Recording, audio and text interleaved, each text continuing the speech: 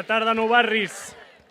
Bona tarda a tots i a totes i moltes gràcies per ser aquí. Moltes gràcies per fer possible que dia a dia fem d'aquesta campanya una campanya guanyadora.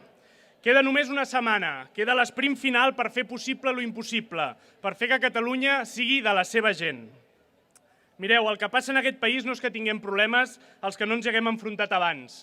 El que passa en aquest país és que el mecanisme que tenim per solucionar els problemes està espatllat. Tenim un Parlament que no funciona i un govern que no treballa per la seva gent. I el motiu que no funcioni és que una part important d'aquest país ha creat una realitat paral·lela, on els problemes només es solucionen amb més Catalunya o amb més Espanya. I nosaltres sabem que no és així, que els problemes que tenim només els podem solucionar amb més democràcia.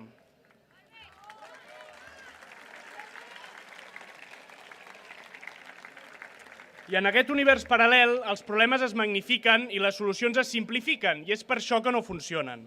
I és que tenim el debat equivocat en aquest país. No es tracta únicament d'independència sí i independència no, sinó de com una minoria està sortint reforçada de la crisi mentre que una majoria en paguem els plats trencats. Durant 5 anys hem tingut el govern de Mas a Catalunya i el govern de Rajoy a Espanya. Governs que comparteixen un mateix model de país, un mateix model on allò privat és desitjable i més eficient que allò públic, des de les televisions fins a les escoles, sense oblidar la sanitat. I un exemple molt clar, Jordi Turull, número 10 de Junts pel Sí, una persona de Convergència, va dir sobre la renda garantida que encara que hi haguessin diners, ells no la aplicarien perquè no hi creien, perquè no creuen que s'hagi de donar diners a la vagància.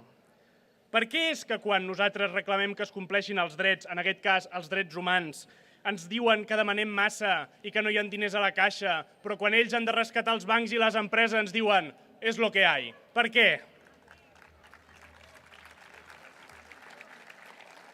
Recordareu que al principi de la crisi, quan vam rescatar els bancs, ens deien que eren massa grans per caure, que sense ells el sistema col·lapsaria.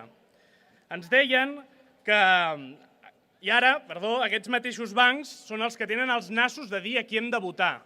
Si tinguéssim un president valent i no un president covard, diria a aquests bancs que potser, si són massa grans per caure, potser és que són massa grans per existir.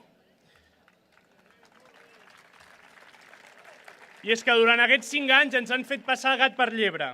Mentre ens tenien ocupats amb la disputa Barcelona contra Madrid, han fet en Catalunya el que han volgut. I tenim 2 casos que clamen al cel.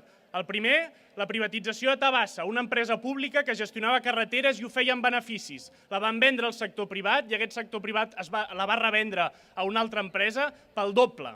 I el segon cas és el cas de la plataforma Castor, una inversió multimilionària amb l'aval del govern per tal que si fracassava entre tots haguéssim de pagar els plats trencats com hem acabat fent.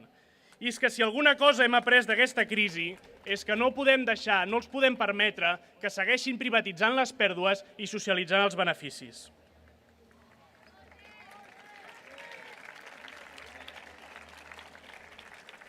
I la pregunta que ens fem és per què els hi deixem passar?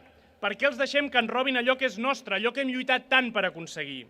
I és que la gent d'aquest país, la gent treballadora, des de la treballadora fins a la propietària d'una empresa, necessita un govern al seu costat, un govern que escolti i que actuï, un govern de la gent, un govern que doni suport a les lluites com Valeo, lluites de gent que està en vaga per intentar que no s'enduguin la feina d'aquí i que han muntat una caixa de resistència que si podeu, encara que anem tots apretats, intentem donar suport a aquella gent que lluita per allò que és nostre, els drets laborals.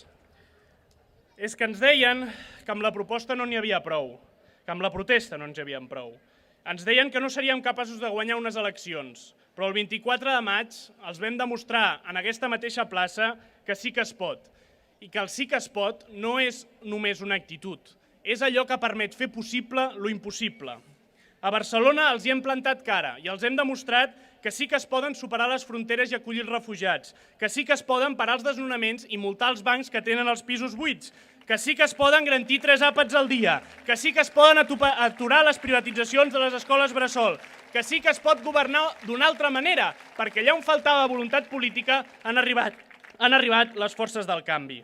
Avui som molts els que estem aquí per recordar als de dalt que se'ls ha acabat la festa, que ha arribat el nostre moment i que el 27 de setembre trencarem tots els pronòstics, recuperarem Catalunya per la seva gent i tindrem per primera vegada un president valent, Lluís Rabell. Moltes gràcies.